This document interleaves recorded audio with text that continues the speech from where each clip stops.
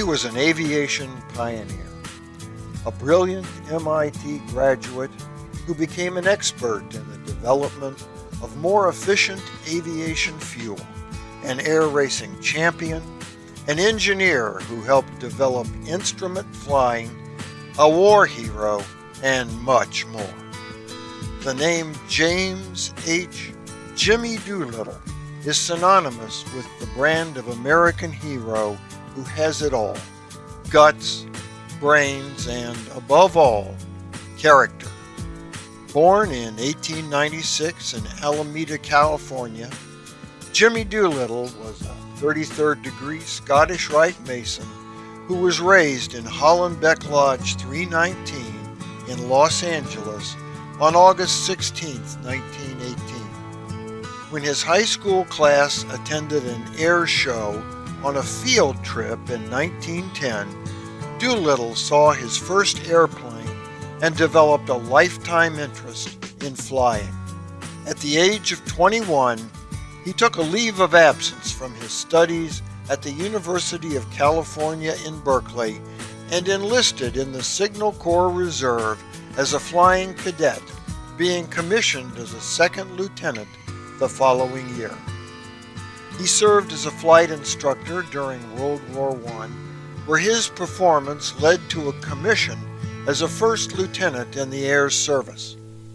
In 1922, he made one of the first cross-country flights, for which he earned the Distinguished Flying Cross, a ticket to the Air Service Engineering School, and eventually a scholarship to the Massachusetts Institute of Technology. In the 1930s, Doolittle was aviation manager for Shell Oil Company, where he was instrumental in developing a 100-octane fuel that, at the time, no aircraft needed. The fuel was expensive, and some of the Shell employees called the project Doolittle's $1 Million Blunder. He returned to active military service in 1940 and, after the Japanese attack on Pearl Harbor, was chosen to plan a retaliatory attack.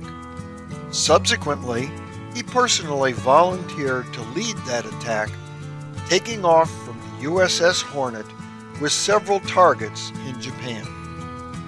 The Japanese learned of the Hornet's position, forcing the Americans to initiate the attack from a location farther from Japan and jeopardizing the plane's capabilities to travel that far.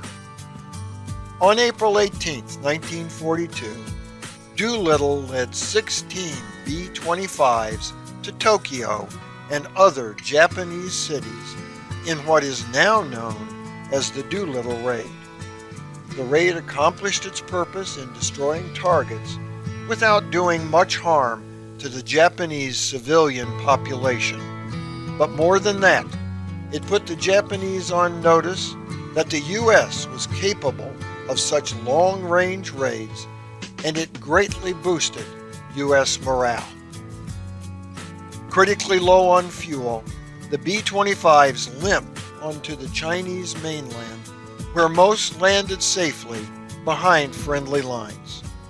Doolittle's heroic action in leading the raid earned him a promotion to general, the Congressional Medal of Honor, and later the Presidential Medal of Freedom. The added distance the planes had to fly in the successful Doolittle raid put many lives in jeopardy, and it became clear the raid would never have been successful except for the fact they carried that 100-octane fuel Brother Doolittle had himself developed a decade earlier, before any aircraft required it, and without knowing what a significant effect it would have on his and his crew's lives many years later. In the end, it seems Doolittle's $1 million blunder paid off after all.